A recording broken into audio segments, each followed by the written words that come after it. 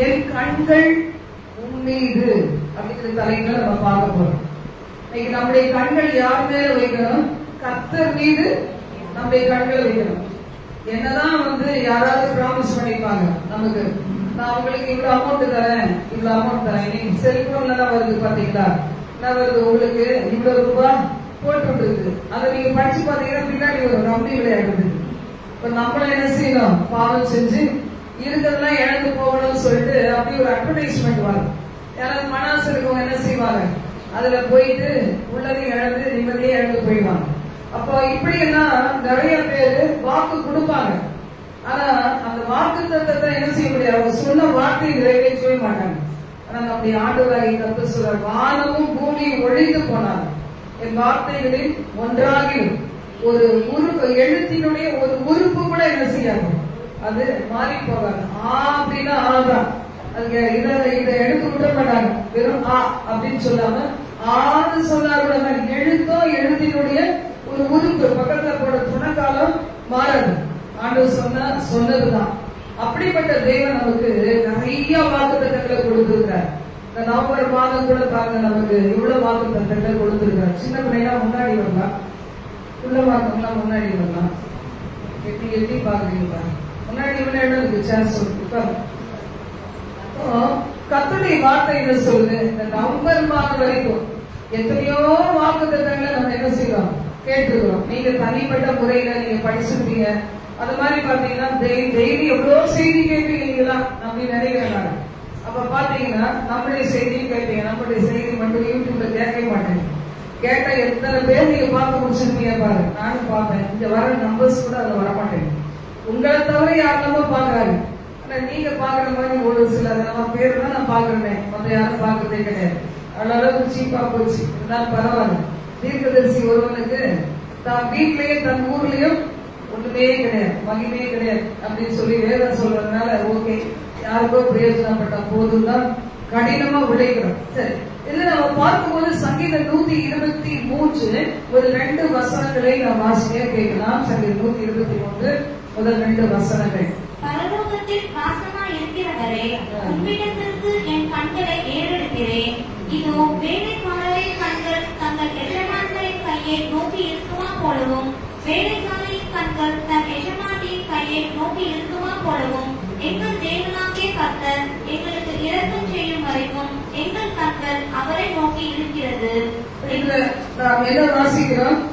எங்கள் கண்கள் அவரையே நோக்கி இருக்கிறது.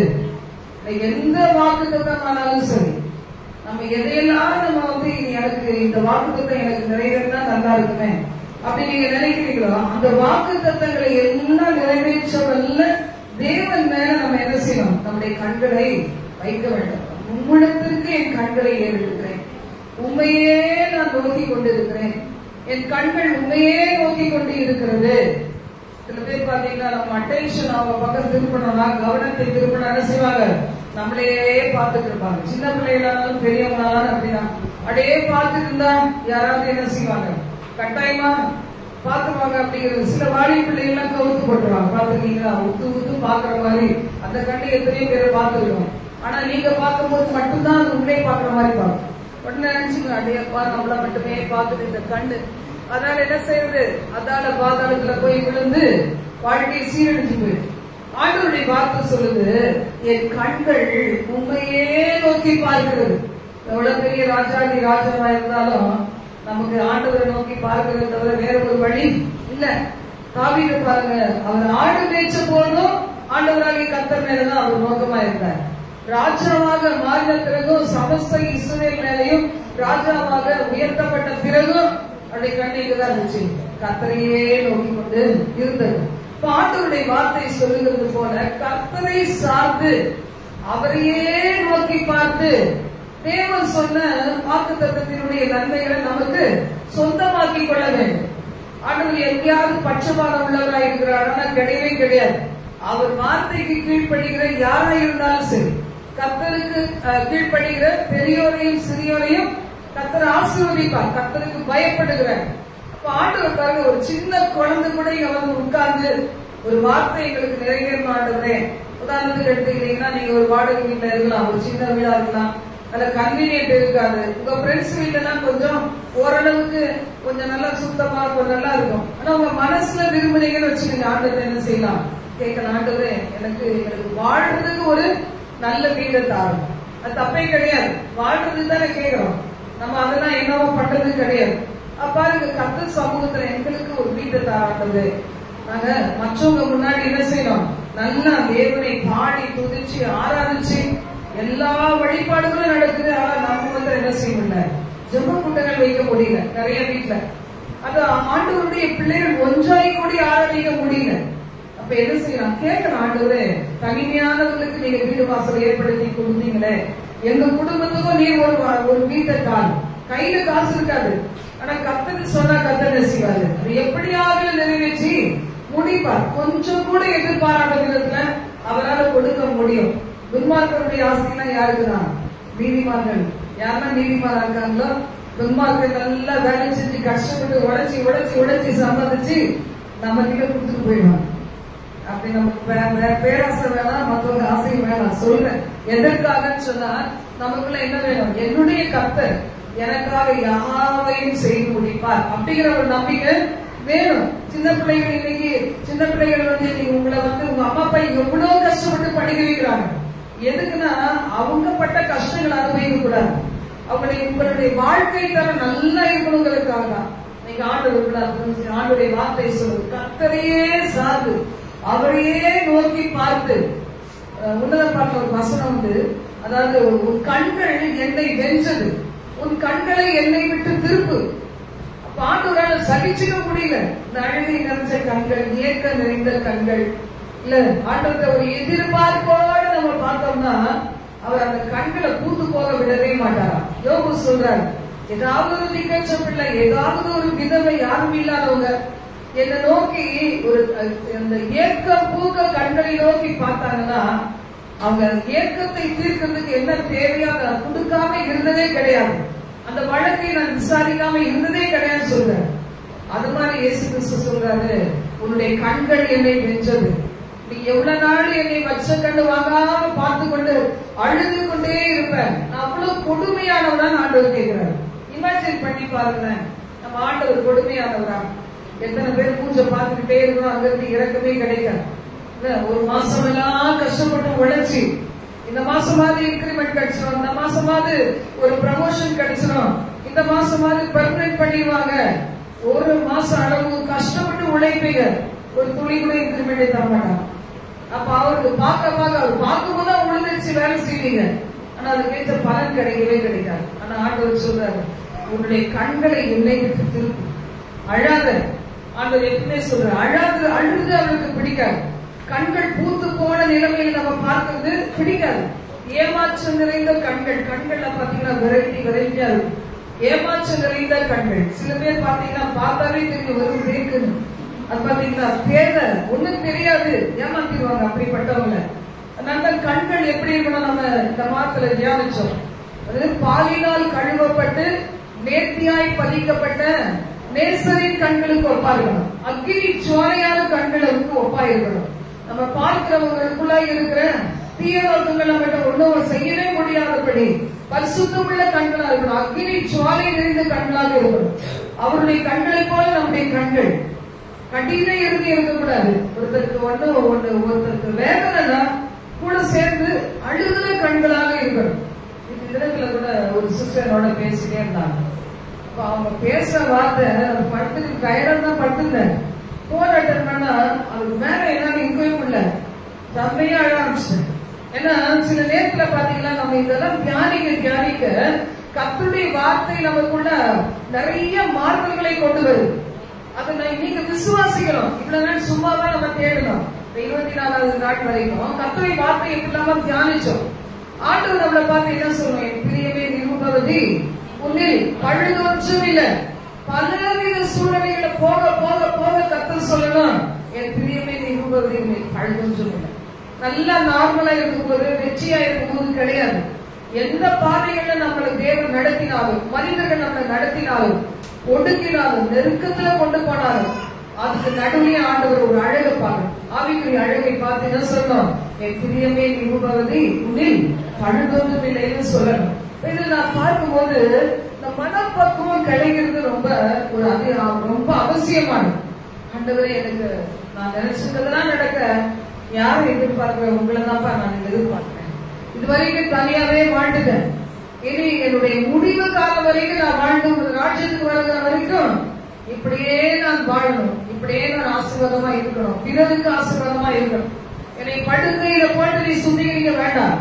ஒவ்வொரு நாளுமே நீ என்னை சுத்திகரியும். பிரதத்தால், அந்த அபிஷேகத்தினால், வார்த்தையினால சுத்திகரியும். சில பேருக்கு படுக்கையில போட்டு சுத்திகரிப்பாங்கன்னு சொல்லி சொல்லுவாங்க. நான் அப்படி சொல்றது கூட எனக்கு அதை கேட்கறதுக்கு அவ்வளோ எனக்கு அது விருப்பம் இருக்காதுதான். ஏன்னா எங்க அம்மா கூட உடம்பு சொல்லாம இருக்கும்போது சில பேர் அப்படிலாம் சொன்னாங்க.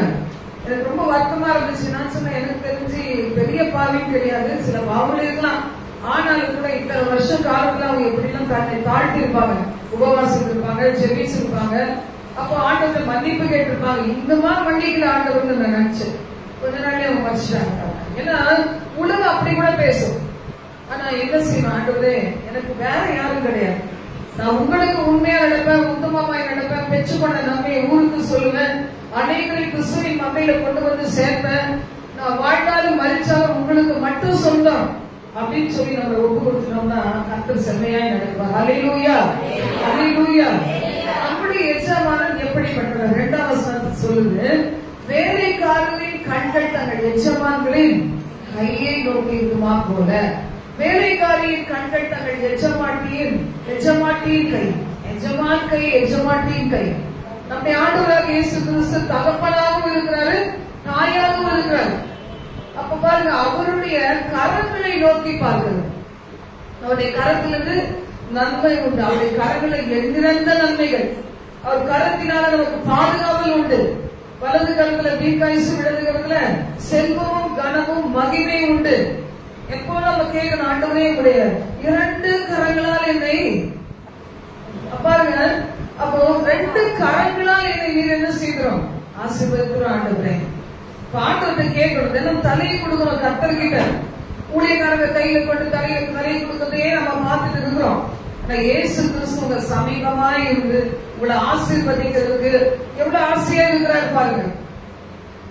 அப்ப இன்னைக்கு கர்த்தருடைய வார்த்தை சொல்லுகிறது, எஜமான் வேலைக்காரன். ஆண்டவராகி கர்த்தர் யாரு? எஜமான், நல்ல எஜமான். பாடுவாங்க, பாடணும் டைம் இல்ல, இருந்தா பாடல. அவர் எப்படிப்பட்டவர்? எஜமான். பாடுமா, 1-2 அடிகள் பாடார்.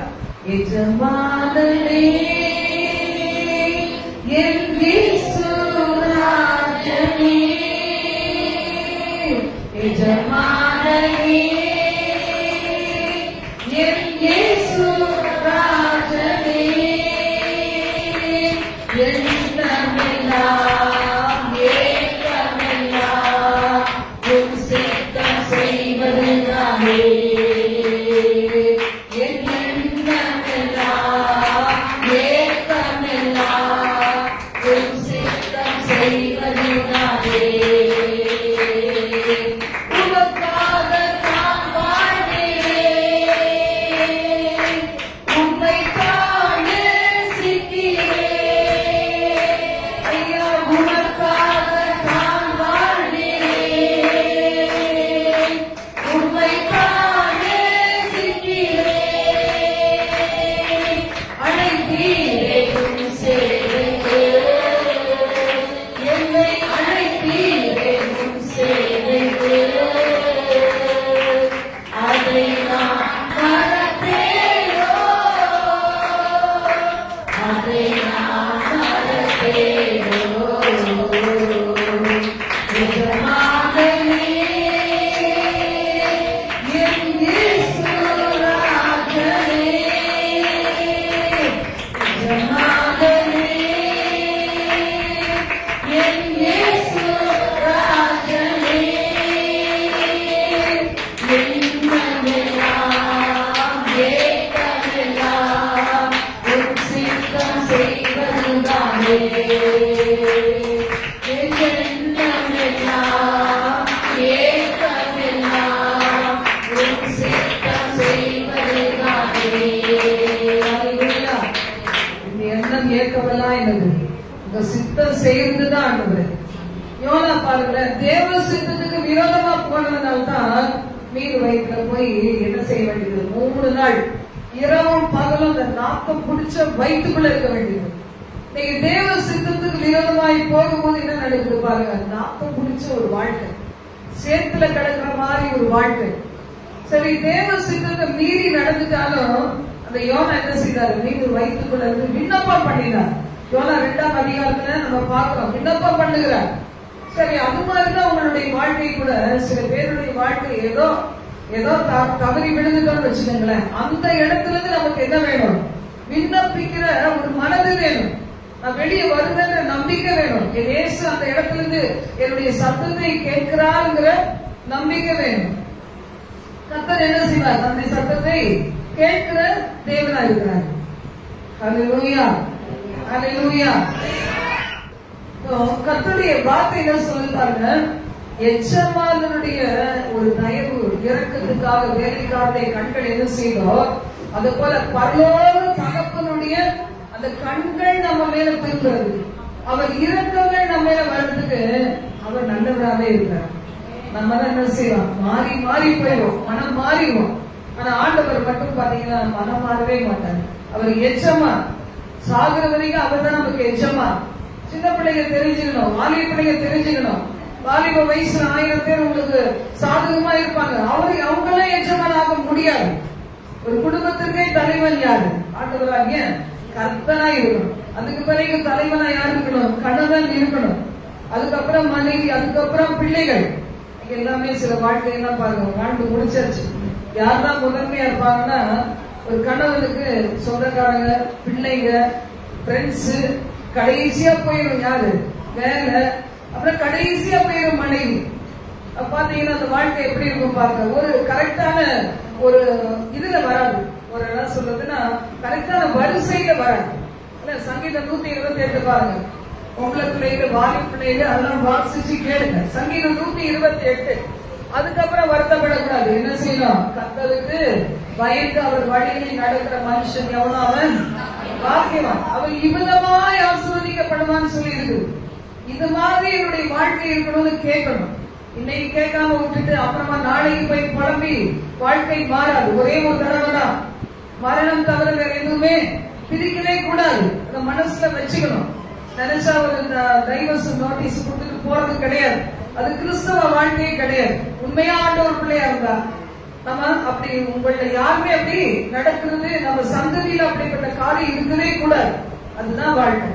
கர்த்தருடைய வார்த்தை சொல்லுது. சங்கீதம் 103 8 முதல் 14 நம்முடைய ஆண்டவர் எப்படிப்பட்டவர் அது சொல்லி வாசிக்கலாம். சங்கீதம் 103 8 முதல் 14. கர்த்தர் உருக்கமும் இரக்கமும் நீடிய சாந்தமும் மிகுந்த கிருபையும் உள்ளவர். யாரு நம்முடைய எஜமானன் தெரிஞ்சாதானே? நீங்க வேலை செய்யற இடத்துல கூட நீங்க ஒரு நாள் வேலை செய்யும்போதே தெரியும். இடத்துல உருட்ட முடியுமா முடியாதா, என்ன செய்யணும். சில பேர் என்ன செய்வாங்க? மரியாதை எதிர்பார்ப்பாங்க. அது மாதிரி மரியாதை எதிர்பார்ப்பாங்க, ரொம்ப நீட் ஒர்க்கா எதிர்பார்ப்பாங்க. அப்படி நம்ம எஜமானனை பத்தி நம்ம தெரிஞ்சு கொள்ளணும் அப்படின்னு சொன்னா அவர் எப்படிப்பட்டவர்? உருக்கம் உள்ளவர், மன உருக்கம் உடைய தேவன், உருக்கம் உள்ளவர், இரக்கம் உள்ளவர், நீடிய சாந்தம் உள்ளவர், மிகுந்த கிருபை உள்ளவர். அவர் எப்படிப்பட்டவரா? எப்பொழுதும் கடிந்து கொண்டே இருக்க மாட்டார், என்றைக்கும் கோபப்பட்டுட்டே இருக்க மாட்டார். பாருங்க அவருடைய குணம் என்ன? 8வது வசனத்தை நம்ம வாசிக்கும் போது அவருடைய நாமம் எப்படிப்பட்டது? கர்த்தர் உருக்கம் உள்ளவர், இரக்கம் உள்ளவர், நீடிய சாந்தம் உள்ளவர், மிகுந்த கிருபை உள்ளவர். 16வது வசனத்தை வாசிங்க. பூமிக்கு வானம் எவ்வளவு உயரமா இருக்கிறதோ அவருக்கு பயப்படுகிறவர்கள் மேல் அவருடைய கிருபை அவ்வளவு பெரிதா இருக்கிறது. கர்த்தருக்கு பயப்படுகிறவர்கள் மேல் அவருடைய கிருபை எப்படி இருக்கலாம்? பூமிக்கும் வானத்துக்கு உள்ள தூரத்தை போல இருக்கிறது. அப்ப அவர் கிருபை உள்ளவர், மிகுந்த கிருபை உள்ளவர். அப்ப அவருடைய நாமம் அதெல்லாம் சொல்லிட்டவர். அவருடைய குணம், அவருடைய குணம் எடுத்துக்கலாம். இல்லைன்னா அவருடைய நாமம், நாமம்னா அவருடைய பெயர் அப்படி எடுத்துக்கலாம். 9வது வசனத்தை நாம் வாசிக்கும் போது அவர் எப்பொழுதும் கடிந்து கொள்ளார், என்றைக்கும் கோபம் கொண்டார். அவர் எப்பொழுதும் கடிந்து கொள்ளார், கடிந்து கொள்ள மாட்டார், என்றைக்கும் கோபம் கொண்டார். அதனுடைய கிருபையை குறிக்கிறது. மலைகள் விளைந்தாலும் பர்வதங்கள் நிலைத்திருந்தாலும் என் கிருபை உன்னை விட்டு விலகாமலும் என் சமாதானத்தின் உடன்படிக்கை நிலை பெயராமல் இருக்கும். நீங்க தனியா உட்கார்ந்து வீட்டுல சில நேரம் டிப்ரெஸ்ஸா இருந்தீங்கன்னா யோசிச்சு பாருங்களேன். எதெல்லாம் உங்களுக்கு மலை போல நம்பினது, குன்றுகளை போல நம்பினது, எந்த நம்பிக்கையெல்லாம் உங்களை இன்னைக்கு வெட்கப்படுத்தி இருக்குதோ, இந்த நம்பிக்கையெல்லாம் அச்சு போய் இருக்குதோ, அதுல என்ன செய்யணும்? கர்த்தருடைய கிருபை என்கிற ஒரு வரியை போட்டுக்கணும். சொல்ல மலைகள் விலகலாம், பர்வதங்கள் நிலைப்பெல்லாம், ஆனா என் கிருபை உன்னை விட்டு விலகவே விலகா. ஆண்டவர் எப்படிப்பட்டவர்? கிருபை நிறைந்தவர். 10வது வசனத்தை வாசிக்கலாம். அவர் நம்முடைய பாவங்களுக்கு தக்கதாக நமக்கு செய்யாமலும் நம்முடைய அக்கிரமங்களுக்கு தக்கதாக நமக்கு சரி கட்டாமலும் இருக்கிறார். அவருக்கு பொறுமை பாருங்க. இப்ப உங்களை தாய் தகவல் நீங்க செய்யற தப்பெல்லாம் பார்த்துட்டே இருக்காங்க. ஆனா கூட உங்களை அடிக்கல, உங்களை உதைக்கல, உங்களை ஒண்ணுமே செய்யல அப்படின்னு இருந்தா என்ன அர்த்தம்? பொறுமையா இருந்தாங்கன்னு அர்த்தம். சில பேர் என்ன செய்வாங்க? பொறுமையா இருப்பாங்க. சில பேர் என்ன செய்வாங்க? அது பாட்டை செஞ்சுட்டு போட்டோம் அப்படின்னு பேசாமலே இருப்பாங்க, நிர்விசாரமா இருப்பாங்க. அம்மா கண்டிக்கிறதா இல்ல அப்பா கண்டிக்கிறதா அப்படின்னு சொல்லிட்டு பேசாமலே பார்த்துட்டு அமைதியா இருப்பாங்க.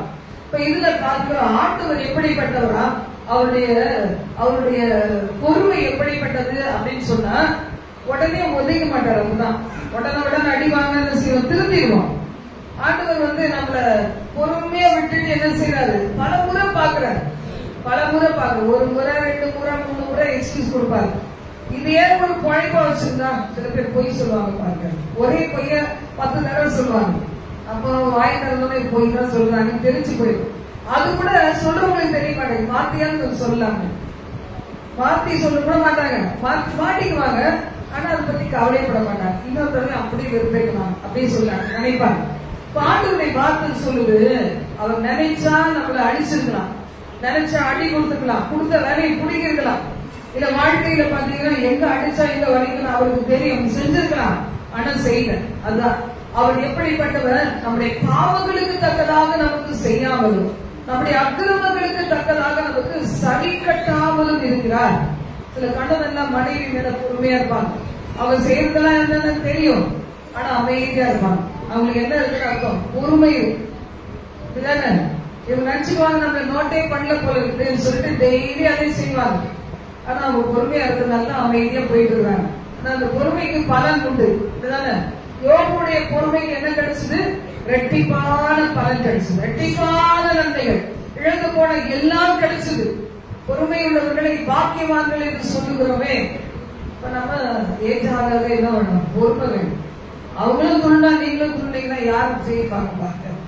ஒரு 20 வயசு பிள்ளைக்கு இருக்கிற ஸ்ட்ரென்த் போக பெரிய பெரிய ஆளாக இருக்குமா பாருங்க. சின்ன குழந்தைக்கு இருக்கிற ஸ்ட்ரென்த்தே நமக்கு இல்லை. என்னன்றது மேல விழுந்துச்சுன்னா கையை பிடிச்சி திரும்பிச்சுன்னா பல வருஷம் வலிக்கும். விரல்ல நம்ம சாப்பிட்டு இது என்ன செய்யலாம்? அது உங்களுக்கு இருக்கிற ஸ்ட்ரென்த்ல போட்டு முறுக்கிச்சுன்னா நமக்கே மறந்து போயிடும் இது என்னைக்கு அடிபட்டுச்சு. ஆனா வலி இருந்துட்டே இருக்கு. அவ்வளவு பெரிய ஆட்களா இருக்கிறாங்க குழந்தைகளே. அப்ப அந்த மாதிரிதான் நம்ம கூட என்ன செய்யறோம்? எப்போ போராடிக்கிட்டே இருக்கிறோம். ஆண்டவர் பொறுமையா இருக்கிறாருங்கிறதுக்காக அவருடைய பொறுமைய நம்ம ரொம்ப ரொம்ப நமக்கு பிளஸ் பாயிண்ட் எடுத்துக்கிட்டு செய்யறத விடாம தப்பு பண்ணிக்கிட்டே இருக்கணும். கர்த்தருடைய வார்த்தை சொல்லி பாருங்க 12:13 12ஆம் வசனம் 13ஆம் வசனம். மேற்குக்கும் கிழக்குக்கும்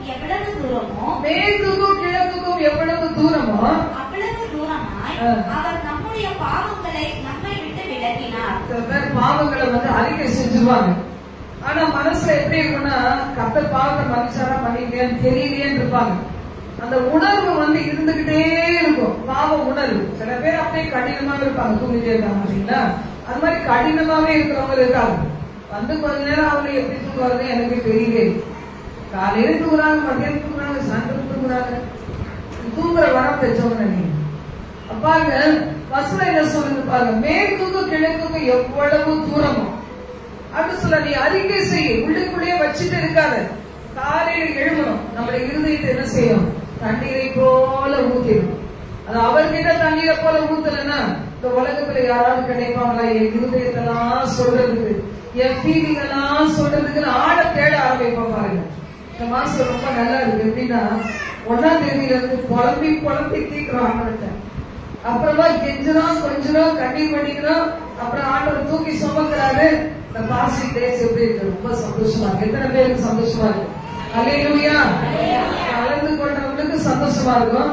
கலந்து கொள்ளாதவங்களுக்கு யூடியூப்ல பாத்தீங்கன்னா 1 மணி நேரம் நீங்க அதை அப்படியே லைவா பாக்குற மாதிரி பாக்கலாம். நம்ம கிட்ட நிறைய இன்ஸ்ட்ருமெண்ட்லாம் இல்ல, அதனாலதான் நம்ம இப்படி பண்றோம். ஏன்னா லைவ் பண்ணலாம், நிறைய பேர் பண்றாங்க, நம்ம பெரிய ஆள் அவங்க, அதனாலதான் பேசாம இருக்கிறோம். ஆனா நீங்க பாக்கணும், இத ஒவ்வொரு நாளும் என்ன பண்றாங்கன்னு நீங்க அதை தெரிஞ்சுக்கணும்னா யூடியூப்ல போய் பாத்தீங்கன்னா அந்தந்த நாடுக்கு இப்ப 23 நாளைக்கு வந்துடும், நாளைக்கு 24வது நாளா வரும். அப்போ ஆண்டவருடைய இரக்கங்கள் எப்படிப்பட்டது? நம்ம அறிக்கையிட்டா எல்லா பாவங்களையும் நீக்கி பொய் சொல்றது, ஏமாத்துறது, புறம் கூறுகிறது, துரோகம் பண்ணுகிற செயல்கள், மனசார துரோகம் பண்ணுவாங்க. ஒருத்தரை மதிப்பாங்க, இன்னொருத்தரை மதிக்க மாட்டாங்க. இங்கே உட்கார்ந்து இங்கே சொல்லப்படுற வார்த்தையை கேட்கவே மாட்டாங்க. இதெல்லாம் எவ்வளவு பெரிய கஷ்டம். ஆனா அது நீங்களா செய்யறது இல்ல, உங்க மேல இருக்கிற இருளின் கிரியைகள் தான் என்ன செய்யுது, உங்களை டாமினேட் பண்ணி அது மேற்கொண்டு இருக்குது. அதை புரிந்து கொள்ளவே இல்லை. நிறைய பேர் புரிந்து கொள்ளல, நான் தான் அப்படிங்கிறது.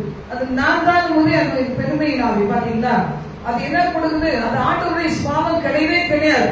அது டாமினேட் பண்ணி என்ன செய்யுது, உங்களை மேற்கொண்டு உங்களை அடக்கி வச்சு அது நின்றுட்டு இருக்குது. அதை தெரியாதபடிக்கு இங்க உட்கார்ந்து என்ன செய்யறது, ஆண்டவரே எனக்கு நல்ல உணர்வுல இதயத்தை தாருங்க கேட்கறதே கிடையாது. வசனம் சொல்லுது, நீ அறிக்கை செய்தீனா, உண்மையா நீ அறிக்கை செய்தீனா, உன் பாவங்களை ஒத்துக்கிட்டீனா, ஆமா நான் தூங்குறேன், என்ன செய்யறது, வீட்டனாலும் தூங்குறேன், இங்கனாலும் தூங்குறேன். அப்ப உங்களை தூங்க வைக்கிறது பிசாசு. நான் ஒரு முறை சொல்லியிருக்கேன், நம்முடைய லிங்க்ல 11 மணிக்கு லிங்க் கொடுக்கணும். ஆனா எனக்கு 10:45 தூக்கம் வரும். சில பேர் தூங்குறாங்க 10:45 பாத்தீங்கன்னா எனக்கு சரியான தூக்கம் வருது. நான் எப்பவுமே தூங்கினா ரொம்ப டீப்பா போயிடுவேன். நான் தூங்க மாட்டேன், 1/4 மணி நேரம் 1/2 மணி நேரம் தூக்கம் தூங்கவே மாட்டேன். அதனால எப்படி மேனேஜ் பண்ணலாம்னு பாக்குறேன். நான் தூங்கிட்டேன். தூங்கின உடனே கண்ணை மூடி அப்பதான் கண்ணை அசந்துருப்பேன். உடனே ஒரு தரிசனத்தை அப்படியே நேரா பாக்குறேன். இப்ப நான் எப்படி உங்களை பாக்குறேன் அப்படியே பாக்குறேன். அப்படியே கட்டிலுக்கு பக்கத்துல ஒரு ஆள், ஒரு புள்ள மனுஷன் என்ன செய்யறாரு, பேண்ட் போட்டுட்டு முட்டி போட்டு என்ன செய்யறாரு, மேல பாக்குறாரு, கீழே பாக்குறாரு, மேல பாக்குறாரு, கெண்டிய மூஞ்ச பாக்குறாரு, மேல பாக்குறாரு, கீழே பாக்குறாரு. நான் பார்த்தேன், என்ன இது ஏதோ ஒரு விஷயம் மாதிரி தெரியல அப்படின்னு சொல்லிட்டு, ஒரு குறிப்பிட்டவங்க அப்படிதான் பண்ணுவாங்கல்ல, உங்களுக்கு தெரியுது யாருன்னு, அந்த மாதிரி நினைச்சிட்டு என்ன செய்யறோம், உடனே உஷாராயிடும். ஐயோ யாரோ ஒருத்தர் போடுற காரியம் தான் நீங்க இப்படி கண்ணை எடுத்துட்டு போட்டு சொல்லிட்டு உடனே போய் பாத்ரூம் போயிட்டு முகத்தெல்லாம் நல்லா கழுவிட்டு ரெஃப்ரெஷ் ஆயிட்டு சீக்கிரமா லிங்க் கொடுத்தாச்சு. அப்ப அன்னைக்கு ஜெயத்தை தேவன் கொடுத்தார். நீங்க தூங்குறவங்க நினைச்சுக்கங்க, பெருமையா இருக்கிறவங்க, கடினமா இருக்கிறவங்க நினைச்சுக்கங்க, உங்க மேல இயேசு கிறிஸ்து பிரியமா இல்ல. பிசாசு என்ன செய்து உங்களுக்கு பலவிதமான ஒரு மைண்ட அதை டைவர்ட் பண்ணி எதையோ யோசிக்க வச்சு, பெருமையான நினைக்க வச்சு, தூங்க வச்சு, இந்த வார்த்தை எனக்கு இல்லைன்னு சொல்ல வச்சு, மதிக்காத தன்மை கொடுத்து உங்களை அழிக்க போகுது. அதுக்கு போட்ட விதங்கிறத மறந்தே போயிடக்கூடாது. எதிராளியான பிசாசான என்ன செய்யறான், எதனை விழுங்கலாம்னு சொல்லி அவன் சுற்றி திரிகிறான். யோசுவா குறிச்சு பார்க்கும்போது கர்த்தருடைய சமூகத்துல என்ன செய்யலாம், சாத்தான் நின்றான். அவனுக்கு தீமை சொல்ல, அவனை குற்றம் சுமந்த சாத்தான வழக்கு பார்த்ததுல அவன் நின்று கொண்டிருந்தான். கர்த்தர் மேலாக நின்றார், நம்ம வேதத்துல வாசித்தோம். அது மாதிரி பாத்தீங்கன்னா இந்த இடத்துல தேவ பிரசன்னம் நிறைந்து இருந்தாலும் பொல்லாத சத்துரு என்ன செய்வான், எவனடா போட்டு தள்ளலாம் சொல்லி பார்த்துட்டே இருப்பான். இப்ப நீங்க இடம் கொடுக்கும் போது பாத்தீங்கன்னா இடம் பிடிப்பான். ஆண்டோடைய வார்த்தை சொல்லுது, மேற்குக்கும் கிழக்குக்கும் உள்ள தூரம் எவ்வளவு தூரமோ, நீ உண்மையா இருந்தீங்கள சொல்ற, உன்னால முடியாத பாவங்கள் என்னால மேற்கொள்ள முடியல, நீங்களே தூங்கிட்டு அவங்க குடும்பத்தை ரட்சிப்புல நடத்த யார் உண்டு? யோசித்து பாருங்க. ஒரு கணவன் தேவ பையன் இல்லைன்னா மனைவி என்ன செய்யணும், கர்த்தரை பிடித்துக் கொள்ளணும், கர்த்தருக்கு பிரியமா நடக்கணும். பிள்ளைகள் மட்டும்தான் பிள்ளைகள் பிடித்துக் கொள்ளணும், பெற்றோருக்காக அவர்கள் திறப்புல நீக்கணும். நீங்களே தூங்கிட்டா ஒரு ஊழியக்காரங்க எவ்வளவு நேரம் ஜெபம் பண்ணிட்டே இருப்பாங்க. ஜெபம் பண்றதுதான் இல்லைன்னு சொல்ல, ஆனா அத்தனை தூரம் ஜெபம் பண்ண முடியாது. இப்ப எமர்ஜென்சியா இருக்கிறவங்களுக்கு எல்லாம் எப்போ மனசுல பதிஞ்சிடும். ஒரு சில ஊழியக்காரருடைய காரியங்கள், ஒரு சில விசுவாசிகளுடைய காரியங்கள் இன்னைக்கு எமர்ஜென்சியா இன்னைக்கு அந்த அளவுக்கு அவங்க வேதனையான பாதையில போறாங்க. ஒரு மரணத்துக்கு ஏதுவான வியாதியில போறாங்க. நீ எத்தனை நாட்கள், எத்தனை நிமிடம், வினாடி எண்ணிக்கிட்டு இருக்காங்கன்னா அது மைண்ட்ல ஓடிக்கிட்டே இருக்கும். நம்ம ஆண்டுகிட்ட சொல்லிக்கிட்டே இருக்கோம். எல்லா விசுவாசிகளையும் ஒருத்தரா பண்ணணும்னா டைம் இருக்காது. இப்ப நீங்க தானே திறப்புல நீக்கணும். ரட்சிக்கப்படாத கணவன், குடிகார கணவன் மனம் திரும்பணும்னா நீங்க தான் திறப்புல நிக்கணும். உங்க வீட்டுல இருக்கிற அந்த ஆவியை துரத்தணும். அந்த குடிகார ஆவி, விபச்சார வேசித்தனத்தின் ஆவி, இந்த மாதிரி சிகரெட்டு சுருட்டு என்னென்ன இருக்கு, கஞ்சா பழக்கங்கள், பான்பராக பழக்கம் என்னென்ன இருக்கோ அதெல்லாம் துரத்த வேண்டியது உங்க கடமை. யாரு இயேசுவை அண்டிக் கொள்ளுகிறாங்களோ அவங்களுடைய கடமை இந்த தீய ஆவிகளை துரத்தணும். அப்படி இல்லைன்னா யார் துரத்த முடியும்? உங்கள்கிட்ட அதிகாரத்தை கொடுத்திருக்கார், எங்கிட்ட அதிகாரத்தை கொடுத்திருக்கிறார். இப்ப வசனம் சொல்லுது, அடுத்த வசனம் வாசிங்க, 13ஆம் வசனம். தகப்பன் தன் பிள்ளைகளுக்கு இறங்குகிறது போல, தகப்பன் தன் பிள்ளைகளுக்கு இறங்குகிறது போல கர்த்தர் தமக்கு பயந்தவர்களுக்கு இறங்குகிறார். கர்த்தர் தமக்கு பயந்தவர்களுக்கு இறங்குகிறார். ஆண்டவருக்கு பயப்பட பயம்தான் தீர்க்காயுசு கொடுக்குமா. இதுக்காக பயப்படுங்க சின்ன பிள்ளைங்க. கர்த்தருக்கு பயப்படுங்க ஜீவ ஊற்று, மரண கண்டிக்கிறது உங்களை தப்புவிக்கும். கர்த்தருக்கு பயப்படுதல் ஆயுசு நாட்களை பெருக பண்ணும். பாருங்க, நமக்கு வயசு ஆகி ரொம்ப காலம் ஒரு 120 150 வயசு போட்டா பரவாயில்லன்னா என்ன செய்யணும்? கர்த்தருக்கு பயந்து வாழணும். அப்படி கிடையாது. உங்களுக்கு சொல்றேன், யாருக்கெல்லாம் தீர்க்காயுசா வாழணுமோ கேட்டுக்கணும். நானும் இந்த உலகத்துல கொஞ்ச நாள் அனுபவிச்சுட்டு வரேன். என்னால நின்று பிடிக்க முடியும், பாவம் செய்ய மாட்டேன், பதிலளிக்க மாட்டேன் அப்படிங்கிறவங்க நிறைய ஆயுசு வாழலாம். ஒன்னும் தப்பே கிடையாது. கர்த்தருடைய வார்த்தை சொல்லுது, தகப்பன் தன் பிள்ளைகளுக்கு இறங்குவது போல. ஒருவேளை நான் உங்களுக்கு எப்படி இறங்குவேன்? தகப்பன் தன் பிள்ளைகளுக்கு இறங்குவது போல கர்த்தர் நமக்கு பயந்தவங்களுக்கு இறங்குகிறார். நிறைய பேருக்கு தகப்பன் ஒழுங்காவே இருக்க மாட்டாங்க, எனக்குமே இருக்காது. அவர் பாட்டுல போவார், அவர் பாட்டுல அவர் வேலையை பார்ப்பார் போவார். அப்படி நிறைய தகப்பன்மார் உண்டு. அப்ப பாத்தீங்கன்னா சில தாய்மார் என்ன செய்வாங்க, உங்க அப்பா அப்படி இருக்கிற, நான் மட்டும் எனக்கு உனக்கு இவ்வளவு ஃபேவர் பண்ணணும், எதுக்கு நான் உங்களுக்கு கஷ்டப்படணும் அப்படி கோவப்பட்டுட்டு ஒரு தாய் ஒரு பக்கம் தகப்பன் ஒரு பக்கம் போனா குழந்தைங்க என்ன செய்யும், பிள்ளைங்க என்ன செய்யும்? பாடல் சொல்றாரு, அந்த இடத்துல நான் இருந்து உன்னை நான் என்ன செய்வேன், உனக்கு இரக்கம் செய்வேன். ஒத்துக்கோ அவனுடைய வாழ்க்கையினுடைய அந்த பாவத்தை, துணிகர பாவத்தை, எங்கெல்லாம் சிக்கி கொண்டு இருக்கிறியோ அதெல்லாம் நீ சொல்லிட்டேன்னா நான் உனக்கு இரக்கம் செய்வேன். தகப்பன் தன் பிள்ளைகளுக்கு இறங்குறது போல கர்த்தர் நமக்கு பயந்தவர்களுக்கு இறங்குகிறார். அவருடைய இரக்கங்கள் எவ்வளவு பெருசு பாருங்க. இந்த தேவன் மேல என் கண்கள் இருக்குன்னு சொல்றவங்க கரங்களை உயர்த்தி ஜெபம் பண்ணலாமா? ஹalleluya. ஆண்டவரே அப்பா, இவ்வளவு இரக்கம், இவ்வளவு உருக்கம், மனது இருக்கோம், தகப்பனுடைய அன்பிலும் மேலான அன்பு, ஆண்டவரே உங்களுடைய இரக்கங்கள், கிருபைகள் தகப்பனே. அப்பா ஆண்டவரே என்னை துதிக்கிறோம் அவருடைய பொறுமை இவ்வளோ இருக்கிற தேவனாலதான் நான் இன்னைக்கு உயிரிழந்து இருக்கிறேன். ஆண்டவரே நான் வாழ்ந்து கொண்டே இருக்கிறேன், இன்னும் படித்துக் கொண்டே இருக்கிறேன், இன்னும் சுகத்தோடு இருக்கிறேன், இன்னும் பலத்தோடு இருக்கிறேன், இன்னும் பாடத்து கொள்ளை நோய்களை சிக்கிக்கொள்ளாம தப்பித்துக் கொண்டே இருக்கிறேன். சொல்றீங்களா? கூப்பிடுவீங்களா? ஏசப்பா ஏசப்பா, உபவாசத்தோடு ஜபத்தோடு நன்மை நோக்கி பார்க்கிறப்பா என் ஆண்டவரே துதிக்கிறேன். மனதார உங்களுடைய பிரச்சனைகளை சொல்லுங்க. ஆண்டவரே சின்ன பிள்ளைங்க சொல்லுங்க, எந்தெந்த விதத்தில் அம்மா அப்பாவுக்கு தெரியாம தப்பு பண்ணிக்கிட்டு இருக்கீங்க ஆண்டவருக்கு சொல்லுங்க. ஏசப்பா என்ன மன்னிங்க, இந்த தப்பு உங்களை துக்கப்படுத்தும் எனக்கு தெரியுது, ஆனா வெளியே வர முடியலையே சொல்லி ஆண்டவர்கிட்ட கேளுங்க. கர்த்தர் உங்களை வெண்மையா மாத்துவார். கண்ணை மூடி ஏசப்பட்ட ஜெபம் பண்ணுங்க. ஹalleluya ஹalleluya ஹalleluya. குடிக்கிறவங்க அப்பாவுக்காக ஜெபம் பண்ணுங்க. ஆலயத்துக்கு வராதவங்க அப்பாவுக்காக நீங்க ஜெபம் பண்ணுங்க. இயேசுவே பாவத்தை மன்னிச்சு எங்க அப்பாவை இந்த இடத்துல கொண்டு வாங்கன்னு சொல்லுங்க. ஓ ராபா ஹதுரிதி அக்காரா, எங்க அப்பா மட்டும் நரகத்துக்கு போக கூடாது, எங்க அப்பா ரொம்ப பிடிக்க, எங்க அப்பா நரகத்துக்கு போக கூடாது. கேளுங்க சின்ன பிள்ளைங்க, கேளுங்க சின்ன பிள்ளைங்க, ஆண்டவரை நோக்கி ஜெபம் பண்ணுங்க. ஓ ராபா ஹத ராபா தீதி கரந்த ராவி தி கபரா சந்த ராபா. எத்தனை பேர் நம்முடைய பிள்ளைகளை ரொம்ப நேசிக்கிறோம். ஆண்டவரே இந்த பிள்ளைகள் ஆண்டவரே அதால பாவத்தில் விழுந்துடக்கூடாது ஏசப்பா. அன்னைக்கு ஆண்டவரே அந்த ஐஸ்வர்யவானை போல தகப்பனே, ஐயோ தாகமாய் இருக்கிறதே, ஒரு துளி தண்ணி அந்த லாசரு, அந்த பிச்சைக்காரனாய் வாழ்ந்தவன், அவன் வியாதியசனாய் வாழ்ந்தவன், தனிமையில வாழ்ந்தவன், செத்தாவன் பணத்தை கூட தூக்கி கொள்ள ஆடில்லாத இருந்தவன், அவன் நீங்க அபிரகாமின் வழியில் இருக்கிறானே, அவன் விரலுடைய ஒரு நுனியினால தண்ணியை கொண்டு என் நாக்குக்கு படுறதுக்கு அவனை மூத்த சொல்லுங்க சொல்லி கதறது போல அந்த நிலைமை யாருக்கும் வரக்கூடாது ஏசப்பா. எங்கள் பிள்ளைகளுக்கு, எங்கள் பிள்ளைகளின் பிள்ளைகளுக்கு, எங்கள் சந்ததிக்கு வரக்கூடாது, எங்கள் விசுவாச பிள்ளைகளுக்கு வரக்கூடாது. நீங்க எத்தனையோ உதவிகளை செய்யறாங்களே. ஒரு கலசம் தண்ணி கொடுத்தா கூட மறக்க மாட்டேன்னு சொன்னீங்களே. எத்தனையோ பேர்களுக்கு ஆட்டோ ஓட்டுறவங்களா இருக்கிறாங்க, கால் ஓட்டுகிற பிள்ளைகளா இருக்கிறாங்க. வேலை கொடுத்த எச்சமானதாய் ஒருவேளை இருக்கலாம். அழிந்து போகக்கூடாது ஆண்டவரே. சொல்லுங்க சொல்லுங்க சொல்லுங்க. எங்க டீச்சர்ஸ் அழிஞ்சு போயிடக்கூடாது, எங்களை ப்ரொஃபசர்ஸ் அழிஞ்சு போயிடக்கூடாது. மேனேஜிங் டைரக்டர்ஸ் அழிஞ்சு போகக்கூடாது. எங்கள் தேசத்தின் தலைவர்கள் அழிந்திடக்கூடாது. உலக நாடுகளில் பிரசிடென்ட்ஸ் அழிந்திடக்கூடாது. அன்றைய ராஜாக்கள், பிரபுக்கள், அதிகாரிகள் அழிந்துவிடக் கூடாது.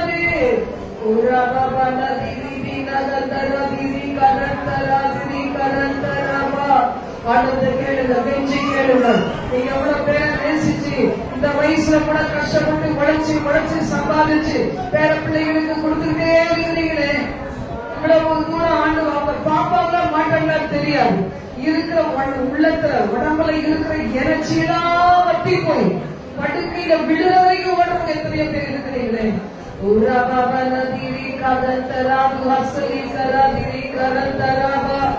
தேசமெல்லாம் எத்தனையோ பிள்ளைகள் இருக்கலாம். பாதி பிள்ளைகள் ஓட்டுறாங்க. மைதானா கூட நாங்க போயிட்டு நாங்க வேலை செய்வோம். கடினமான வேலை, தண்ணிக்குள்ளேயே செய்யற வேலை. அது எந்த தொத்து கூட ஒத்திக்குவேங்கிறது கூட இல்லாம செய்யற வேலை.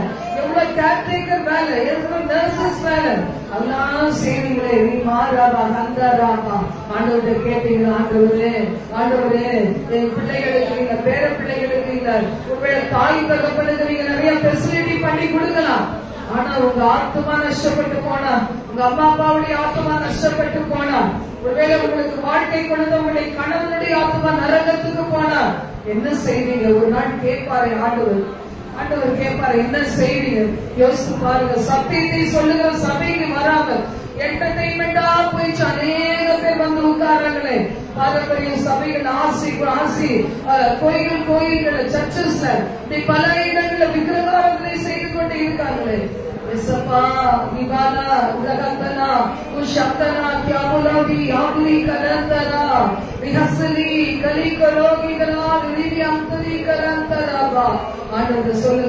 சொல்லுங்க எங்க அப்பா எப்படியாவது இயேசுவை ஏத்துக்கணும்ப்பா, எங்க அப்பா எப்படியாவது மனம் திரும்பணும், பாவத்தை விட்டு வந்துடணும்.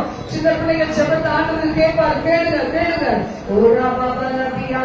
எங்க அப்பா செஞ்ச பாவம், எங்க அம்மா செஞ்ச பாவம் எங்க மேல சாபமா வந்துடக்கூடாது ஆண்டவரே.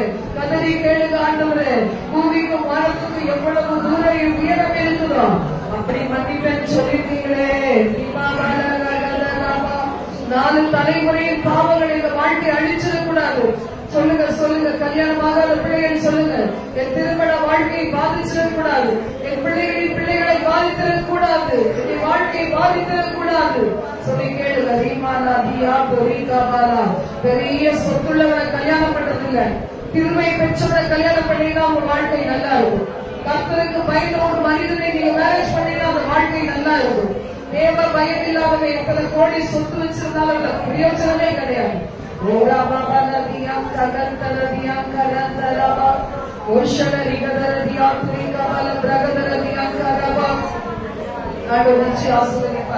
கர்த்தருக்கு பயப்படுகிற சிறியாரையும் பெரியாரையும் கர்த்தர் ஆசீர்வதிப்பார். ஏழைகளின் வயல் மிகுதியான வரத்தை, மிகுதியான பலனை கொடுக்கிறது என்று சொல்லுது. ஹல்லேலூயா. உன் கைகளின் பிரயாசத்தை நீ சாப்பிடுவாய், உனக்கு பாக்கிய நன்மை உண்டாயிருக்கும். அம்மா அப்பா நினைக்க கூடாது, என் பிள்ளைகள் தலையெடுத்தோட நான் உட்கார்ந்துக்கிற நினைக்கவே கூடாது. என் கைகளின் பிரயாசத்தை நான் சாப்பிடணும், எனக்கு மிஞ்சி இருக்கிறதை நான் கொடுக்கணும், அநேகருக்கு கொடுக்கணும், கர்த்தருக்கு கொடுக்கணும், ஏழைகளுக்கு கொடுக்கணும், திக்கச்சொல்லுக்கு கொடுக்கணும். என்னுடைய உதவிக்காக கண்ணீரோடு இயங்குகிற நான் அறியாத பிள்ளைகளுக்கு கொடுக்கணும். மன்னிப்பு கேளுங்க. என்னைக்கோ செஞ்சதா இருக்கலாம், ஆனாலும் நான் பரலோக ராஜ்யத்துக்கு வரதுக்கு தடையா இருந்தவே கூடாது ஆண்டவரே. ஹல்லேலூயா. பூமிக்கு வானத்துக்கு உள்ள தூரம் போலவே பூமிக்கு வானத்துக்கு சாமி பயமுள்ளவர் பிறர், சாமி பயமுள்ளவர் பிறர், காலமும் தங்குமே சத்தியமே இது என்னாலுமே துதிப்பார்.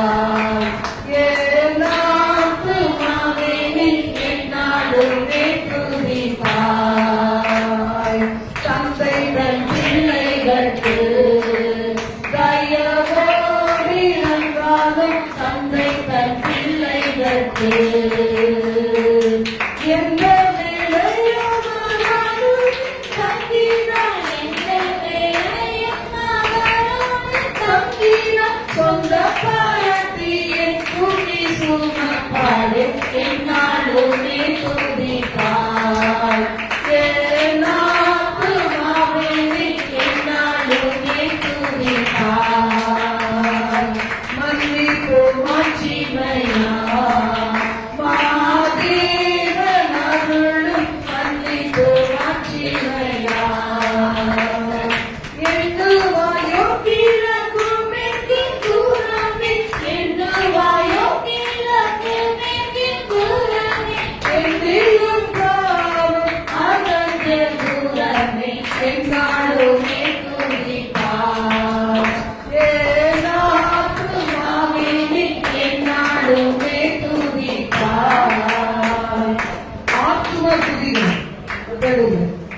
உதடுல என்ன செய்வாங்க?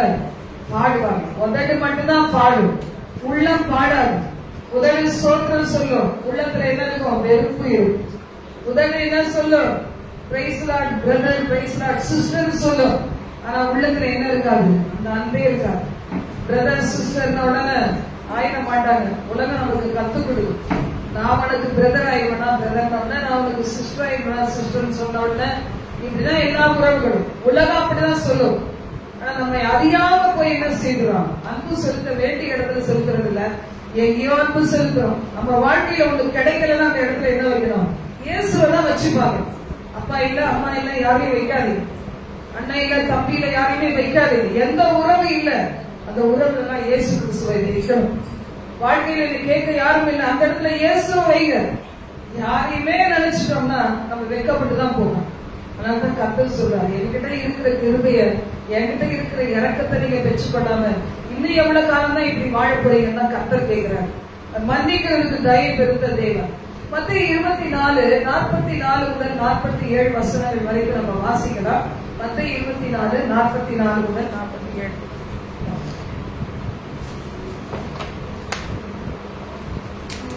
நீங்கள் நினைக்காத நாளிகையிலே மனுஷகுமாரன் வருவார்.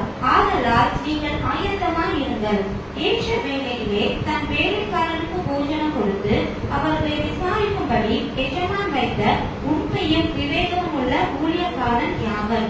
எஜமான் வரும்போது அப்படி செய்கிறவனாக காணப்படுகிற ஊழியக்காரனே பாக்கியவான். தன் ஆஸ்திகள் எல்லாவற்றின் மேலும் அவனை விசாரணைக்காரனாக வைப்பான் என்று மெய்யாகவே உங்களுக்கு சொல்லுகிறேன். நம்ம எப்படி இருக்கணும்? ஆக்டிவா இருக்கணும். எது வரைக்கும்? எஜமானன் வர வரைக்கும். நம்முடைய எஜமானன் யாரு? ஆண்டவராகிய இயேசு. சர்வ வல்லவன் நம்முடைய எஜமானன். சாவை வென்றவர் நமது மணவாளன். அவர் தான் எப்பவுமே இருப்பார். ஆத்ம மணவாளன். அவர் தான் சபைக்கு மணவாளனாய் இருக்கிறார். வேலையடைத்து காக்கிறார். அக்கறை உள்ள தேவனாய் இருக்கிறார். கண்ணீர் சிந்துகிறார், கதறி அழுகிறார். இந்த எஜமானனாகிய ஆண்டவராகிய இயேசு வர வரைக்கும் நீங்கள் நினையாத நாளிலே மனுஷகுமாரன் வருவார். ஆதலால் நீங்களும் என்ன செய்ய? ஆயத்தமாய் இருங்கள். ஆண்டவர்கிட்ட கர்த்தருக்காகவே வாழ்ந்து ஒவ்வொரு நன்மைகளுக்கும் கர்த்தர் பிரதிபலன் தருவார்னு நம்ம என்ன செய்வோம்? ஆயத்தமாய் இருக்க வேண்டும். ஒரு வேலை செஞ்ச உடனே கூலி கொடுக்கும். உலகத்துல பாத்தீங்களா அநேகருடைய நன்மைகள் என்ன செய்யறாங்களோ உலகமே புகழ்டும். இவ்வளவு மாதிரி யார் உண்டு? உலகமே போச்சு புகழும், கொண்டாட போடும், என்னென்னமோ ரிவார்ட்ஸ் எல்லாம் கொடுக்கும், ரிவார்ட் எல்லாம் கொடுக்கும். நம்முடைய இந்த உலகத்துல நாம செய்கிற நன்மைகளுக்கு இந்த உலகம் எப்பெல்லாம் மறக்குதோ அதெல்லாம் தான் பரலோக ரிவார்ட். ஹல்லேலூயா. பூமியில இருக்கிறது இன்னைக்கு வாழ்த்தும், நாளைக்கு தாழ்த்தும். இன்னைக்கு மேல தூங்க, நாளைக்கு அப்படி தொப்பட போட்டு உடைச்சே போடும். ஆனா ஆண்டவர் அப்படிப்பட்ட ஒரு கிடையவே கிடையாது. நீங்க நினைக்கலாம் எத்தனையோ பேர் புகழ்ல பெரிய ஆளா இருக்காங்க, நான் மட்டும் எங்கேயுமே தெரியப்பட மாட்டேங்கிறேன், நான் செய்யற நன்மைகளுக்கு எனக்கு எதுவுமே பிரதிபலன் கிடைக்க மாட்டேங்குது. சில நேரம் பாத்தீங்கன்னா தசமா கொடுத்துட்டு எதிர்பார்த்துட்டே இருப்பாங்க. எதுக்குன்னா காணிக்கை போட்டேன், ஒரு 100 ரூபாய் காணிக்கை போட்டேன், இந்த வாரத்துல அப்ப 100 ரூபாய்க்கு எத்தனையா தரணும்? 1000 ரூபாய் தந்தா நல்லது. ஆனா 1000 ரூபாய் பத்தாது, ஒரு 10,000 ரூபாய் தந்தா நல்லது, இல்ல 50,000 ரூபாய் தந்தா பரவாயில்ல. வருதான்னு பாத்துட்டே இருப்பாங்க. 100 ரூபாயை போட்டுட்டேன், அந்த தருவாரா. அது அது மாதிரி கிடையாது. அவர் தந்தாலும் தராவிட்டாலும் நான் ஆண்டவருக்காக உழைக்கிறேன், ஆண்டவருக்காக உழைக்கிற பிள்ளைகளை தாங்குவேன் அப்படின்னு சொல்லும் போது பாருங்க, நிறைய ஊழியர்கள்லாம் இப்ப நீங்க செய்யறாங்க. ஒரு ஊழியத்துல வந்து சொல்றாங்க 3500 ரூபாய் கொடுங்கன்னு சொல்றாங்க. அவ்வளவு கோடியில நீங்க கொடுத்த 3500 ரூபாய் பேர் வராது. ஆனா எங்க நினைப்பார் ஆண்டவர்? பரலோக ராஜ்யத்துல நினைப்பார். அதெல்லாம் மறந்துடுவாங்கல்ல. பல கோடி இன்னும் கட்டி பிடிச்சா யாரும் எங்க போகுதோ தெரியாது. ஆனா நீங்க கொடுத்த, நீங்க செய்த அந்த ஒரு சின்ன காரியத்தை கர்த்தர் மறக்கவே மாட்டார். அதுதான் ஆண்டவராகிய கர்த்தர். அதான் சொல்லப்பட்டிருக்கு, நிறையாத நாளிகையிலே உங்க ஜீவன் கூட பிரியும் வச்சுக்கோங்க. நம்ம ஜீவன், என் ஜீவன் எடுத்துங்களா, நினையாத நேரத்துல பிரியும். நான் எப்படி இருக்கணும்? எஜமானனுக்கு உண்மையா இருக்கும், எஜமானன் இயேசுவுக்கு உண்மையா இருக்கும். எனக்கு பிறகு என்னது அது கர்த்தர் பார்த்துப்பாரு. ஆனா என் மூச்சு பிரிகிறவரையும் நான் எப்படி இருக்கணும்? கர்த்தருக்கு உண்மையா இருக்கும். ஒவ்வொரு நாளும் நம்ம ஆண்டவர்கிட்ட கேட்டுட்டே இருக்கணும். அந்த மரண இருளின் பள்ளத்தாக்கு. நான் தான் நிறைய பேர் பாருங்க, அவங்க எதையோ கும்பிட்டுருப்பாங்க பாருங்க, எதையோ நீங்க கும்பிட்டுருப்பாங்க. சில நேரங்களில் சில விக்கிரகங்களை வைத்து பிசாசுகளை வச்சு செய்வன பண்ணுவாங்க.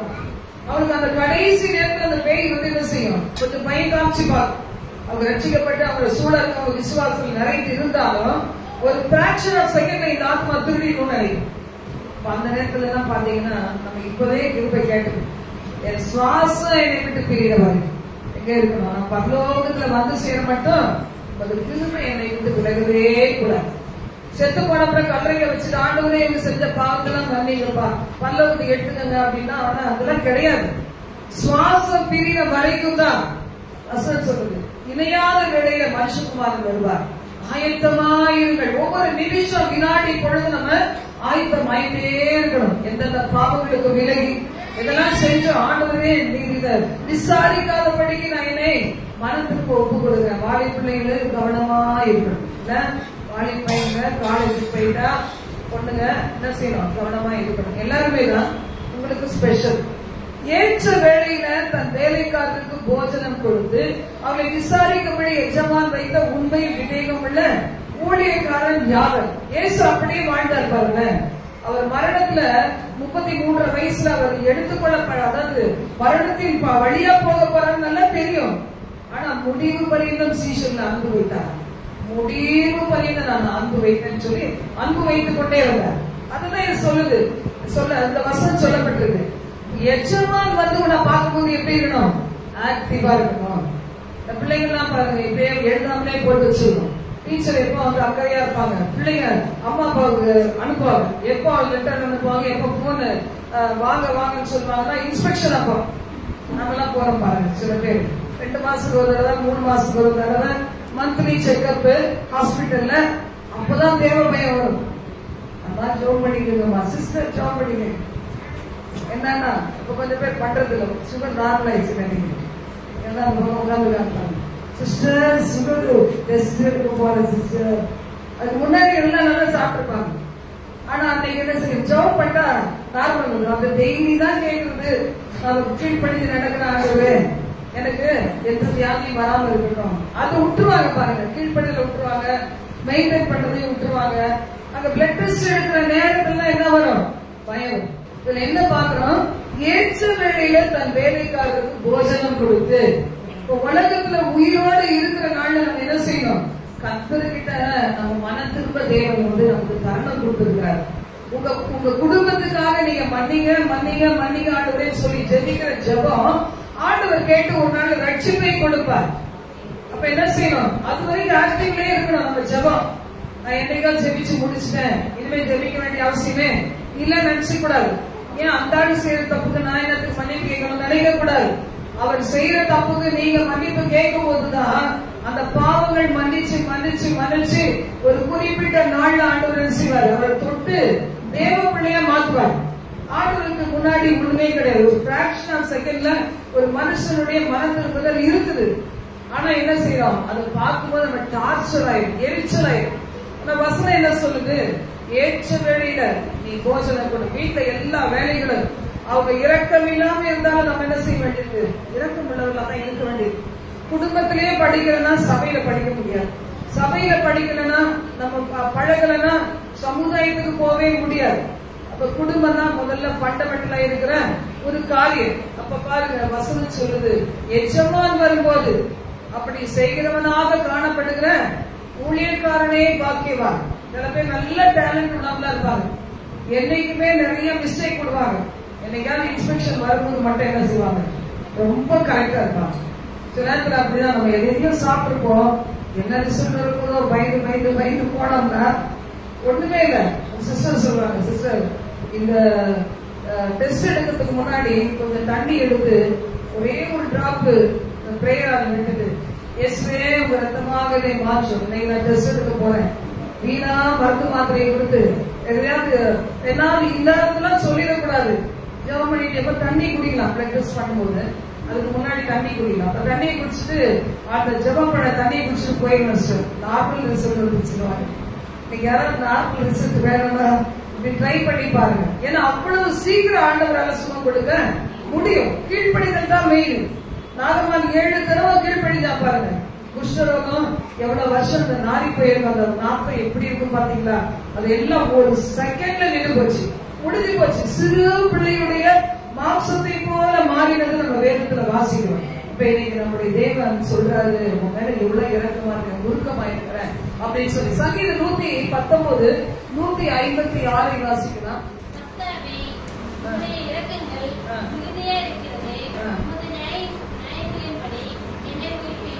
உங்களுடைய இரக்கங்கள் எப்படி இருக்குது, மிகுதியா இருக்குது. ஆண்டவர் சொல்றாரு, ரட்சிப்பின் ஊற்றுக்கள் இருந்து வந்து உங்களுக்கு தேவையான பாவ மன்னிப்பை எடுத்துக்காங்க, ரட்சிப்பை எடுத்துக்காங்க, பரிசுத்த ஆவியின் அபிஷேகத்தை எடுத்துக்காங்க. ஆண்டவர் கொடுக்கிற இலவசமாய் கொடுக்கறதை எடுத்துக்கணும். சில பிள்ளைங்க விளையாடிட்டு இருப்பாங்க, அம்மா அப்பா பக்கத்துல தான் புத்துக்கல் மாதிரி உட்கார்ந்து இருக்கிறாங்க. ஏன்னா நேசிக்கிறாங்க, ரொம்ப நேசிக்கிறாங்க. அது நரகத்துக்கு போனா அவங்களுக்கு ஒண்ணுமே பிரச்சனையே கிடையாது, வியாதிப்பட்டாலும் அதுக்கு பிரச்சனையே கிடையாது. கர்த்தருடைய வார்த்தை என்ன சொல்லுகிறது, இன்னொரு வாசிங்க. உம்முடைய இரக்கங்கள் மிகுதியா இருக்கிறது, உம்முடைய இரக்கங்கள் மிகுதியா இருக்கிறது, உமது நியாயங்களின்படி என்னை உயிர்ப்பியும். நியாயங்கள் நம்ம ஆண்டவர்கிட்ட கேட்கலாம்ல, நீங்க எவ்வளவு இடத்துல நியாயம் செய்திருக்கிறீர் ஆண்டவரே, இந்த ஒரு காரியத்துல உங்களுடைய எனக்கு வந்து நிறைவேற்றும். Great are your mercies, O Lord, revive me according to your judgments அப்படின்னு சொல்லிட்டு பாருங்க. என்னை உயிர்ப்பையும் நீ உயிர் இல்லாத நடைப்படமா இருக்கிற சில காரியங்களை மனசுல நினைச்சு ஆண்டவரை மறுதலிக்க மாட்டோம். ஆனா அந்த துக்கத்துல வந்து என்ன செய்யறோம், சில நேரத்துல எடுத்துக்கிறோம். அந்த துக்கத்தை மறக்கிறோம், திரும்ப எடுத்துக்கிறோம், திரும்ப அந்த நினைவை மறக்கிறோம், எடுத்துக்கிறோம், சில வார்த்தைகளை மறக்கிறோம், திரும்பி எடுத்துக்கிறோம். என்னை உயிர்ப்பையும் ஆண்டவரே. சங்கீதம் 86:15 வாசிங்க.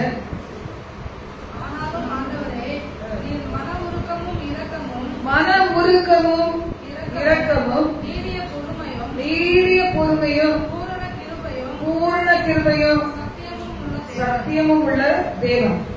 சில பேர் நல்ல ஆண்டவர்கள வெள்ள வெள்ளமா வந்திருப்பீங்க, ஆனா உங்க குடும்பம் வரலன்னா எப்படி வருது, பயங்கர கோபம். நான் ஆர்சி குடும்பத்துல இருந்து ரட்சிக்கப்பட்டேன். அப்ப அந்த ஆர்சி குடும்பத்துல இருக்கிறவங்களை பார்த்து நான் என்ன செய்யக்கூடாது, வெறுக்க கூடாது. ஏன்னா அவங்க அந்த டாக்டரினே வளர்ந்துட்டாங்க. ஆனா ஆண்டவருக்கு அவங்களை ரட்சிக்கிறது லேசான காரியம், கர்த்தரால் முடியாத காரியம் ஒண்ணுமே கிடையாது, லேசான காரியம். எப்படி அவங்களை தொடரணுமோ, எந்த நெருக்கங்களை தொடரணும் கொடுக்கணுமோ.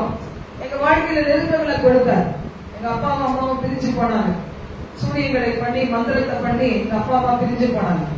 அப்ப அந்த நேரத்துல நாங்க அந்த ஆர்சி சர்ச்சு குறிப்பிட்ட சபைக்கு போறது எங்களுக்கு பிடிக்கல. ஏன்னா அங்கதான் எல்லா சொந்தக்காரங்க வருவாங்க, தெரிஞ்சவங்க வருவாங்க, எங்க அவங்க அப்பான்னு கேட்பாங்க, என்ன பதில் சொல்றது, அசிங்கமா இருக்கும். அதனால நாங்க போகாம விட்டுட்டோம். அதுக்கு பிறகு எங்களுடைய வாழ்க்கையில ரொம்ப பிரச்சனைகள், என்னத்துக்கு உயிர் வாழணுங்கிற அளவுக்கு அப்படி ஒரு வெறுப்பு. ஏன்னா வந்து கடற்கார அடிக்கும் போது என்ன செய்ய முடியும், எப்படி பதில் சொல்றது, நல்ல சின்ன பிள்ளைகள தான் இருந்தோம், அப்ப ஒண்ணும் தெரியாது. பாத்தீங்கன்னா அந்த சூழ்நிலையில இந்த மாதிரி ஒரு ஆவிக்குரிய சபைக்கு ஒரு சிஸ்டர் ஒரு டீச்சர் கூட்டிட்டு போனாங்க. நாங்க ரட்சிக்கப்பட்டோம். முதல் நாளிலேயே விக்கிரகத்தை எல்லாத்தையும் தூக்கி போட்டு நான் தைரியமா செயல்படுறதுக்கு அவர் உதவி செய்தார். இந்த ஆண்டவர் தான் ஆண்டவர் தெரிஞ்சோட நாள் கடத்தவே இல்லை. எங்க அப்பா அடிச்சாருன்னா நம்மளுக்கு அம்மா மட்டும் சப்போர்ட்டா இருந்தாங்க, அப்பா அடிச்சாருன்னா அந்த அடி வாங்கி பழகி போச்சு, அது ஒன்றும் பிரச்சனையே கிடையாது. நம்ம பாருங்க, தேவன் வந்து இப்படிப்பட்ட ஒரு நெருக்கத்தை கொடுத்ததுனால இந்த ரட்சிப்புல வந்தோம்.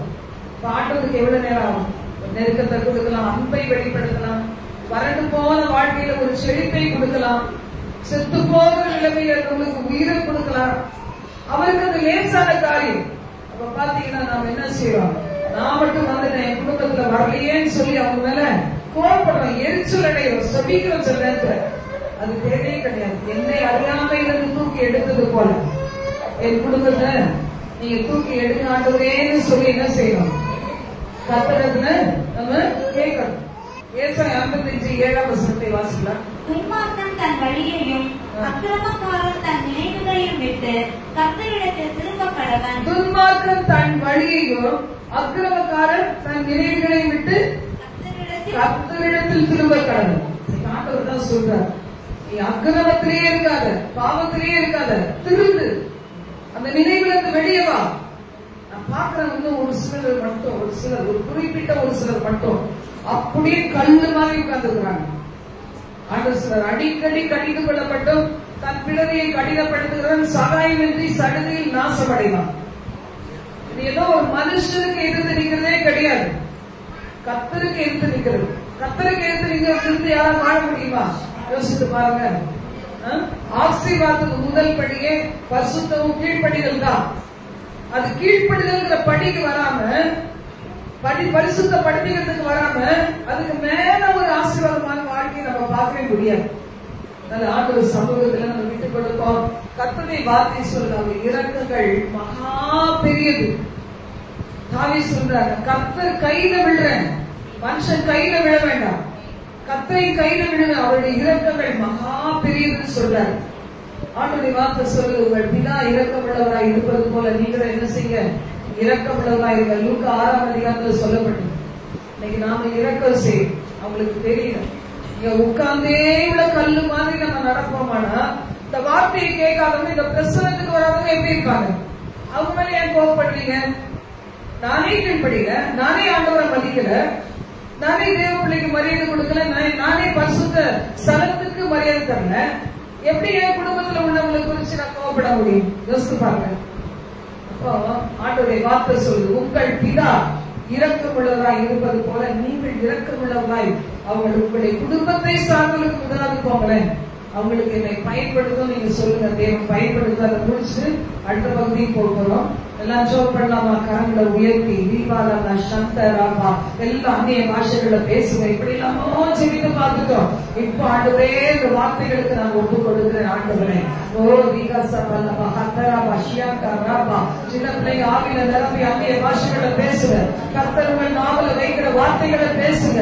நூற ஹத்தனா கரபா, சின்ன சாமுவேலை போல என்ன பயன்படுத்தும் ஆண்டவரே. ரீபா ராபா ஹாத ராகா ஷக நாக ராதா நந்த ராபா ஓதுமி கரந்த ராதுமி கரந்த ராமியாங்க ராபா. வாலிபுடைய பாவத்திலே விழுந்து கிடப்பீங்களா? கையை உயர்த்தி ஆண்டவரை காமிங்க. எனக்கு விடுதலையை தாங்க ஆண்டவரே, இந்த இரக்கங்கள் எனக்கு கிடைக்கட்டும். ரீமா ராபா நீங்க ராபா ஷக ராபா ராதா ராபானா ஓதுமி கரந்த ராபா. சின்ன பிள்ளைய பாவம் செய்து இருக்கிற பிள்ளைகள் கையை தூக்கி ஆண்டவரை சொல்லு. மொபைல் நோண்டக்கூடாது ஆண்டவரே, மொபைல் சீக்கிரட்டா பார்க்க கூடாது ஆண்டவரே, பரிசுத்தம் இல்லாததோடு என்னுடைய ஐக்கியம் இருக்கக்கூடாது ஆண்டவரே. என்னாலும் முடியலையே, உதவி செய்யும்.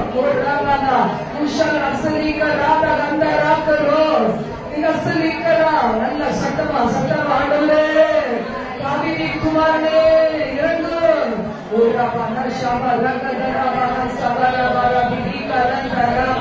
நிறைவானது வரும்போது குறைவானதெல்லாம் ஒழிந்து போகும். என்னையோட ஆட்சி பாரம்பரியத்தில் ரட்சித்தீரே. அநேக அந்த பாரம்பரியத்தில் கட்டுண்டவர்களாய் இருக்கிறாங்க ஏசப்பா. அவர் எல்லாம் விடுதலையாக்கும் விடுதலையாக்கும் விடுதலையாக்கும். கேளுங்க கேளுங்க. என்னை ஒரு பாரம்பரிய சர்ச்சுக்கு போறதிலிருந்து சத்தியத்தினால் விடுவித்தீரே. அநேக குடும்பத்தை விடுவி, அநேகரை விடுவியோ.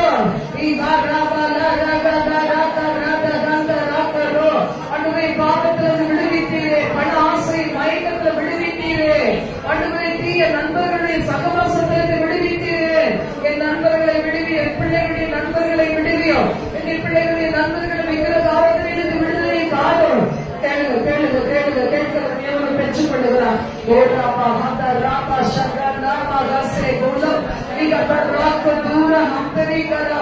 எல்லாம் எல்லாம் அந்நிய பாஷைகளை பேசுவோம். இதை சொல்லியாச்சு. உங்க பாயிண்ட், உங்களுடைய நேரம் இது. நீங்க கர்த்தரை எப்படிலாம் ஒப்பு கொடுக்கிறீங்களோ அந்த நேரம் அது.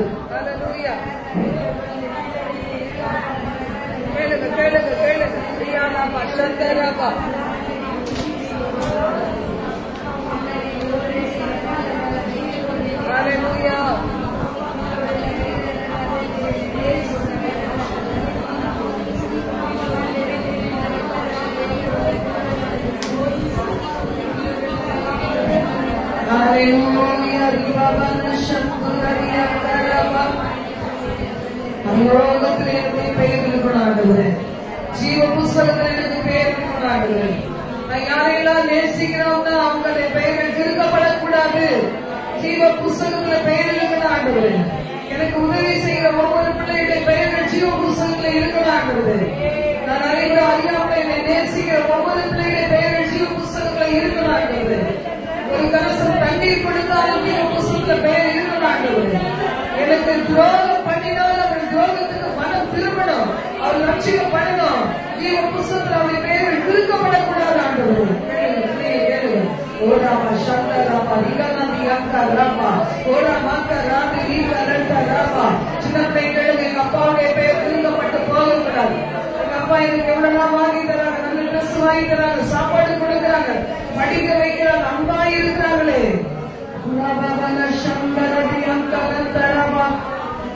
நன்றி ஆண்டவரே, நன்றி ஆண்டவரே, நன்றி ஆண்டவரே, நன்றி ஆண்டவரே. ஹல்லேலூயா, ஹல்லேலூயா, ஹல்லேலூயா. பரலோகத்தில் எனது பெயர் எழுதிவிட்டார் என் இயேசு. பரலோகத்தில் எனது பெயர் எழுதிவிட்டார் என் இயேசு. நோக்கமெல்லாம் என் இயேசுதான், வாழ்வதுதான் என் வாழ்வில். நோக்கமெல்லாம் என் இயேசுதான், வாழ்வதுதான் எஜமானர். சாவி என்றவர் என் மனவாளர், சர்வ வல்லவர் என் எஜமானர். சாவி என்றவர் என் மனவாளர். ஹல்லேலூயா. ஆண்டவரே, எனது பெயர் எழுதிவிட்டீர் என்ற நிச்சயத்தை எழுந்துவிடாதபடிக்கு நாங்கள் காணப்பட எங்கள் குடும்பங்கள் ஆண்டவரே அவருடைய பெயர்கள் திருக்கப்பட்டு போகாதபடி பரலோகத்திலே அவருடைய ஆண்டவரை எண்பதாக தகுதிகளை மாற்றினாண்டவரே. தேசமெங்கும் உலகமெங்கும் உள்ள ஒவ்வொரு பிள்ளைகளையும் தனித்தனியாக குடும்பங்களாக இந்த ரட்சிப்பின் தேடிகளாக கொண்டு வாங்க ஆண்டவரே. ஆசீர்வதியும் இயேசுவின் நாமத்தில் ஜெபிக்கிறோம் பிதாவே. ஆமென், ஆமென்.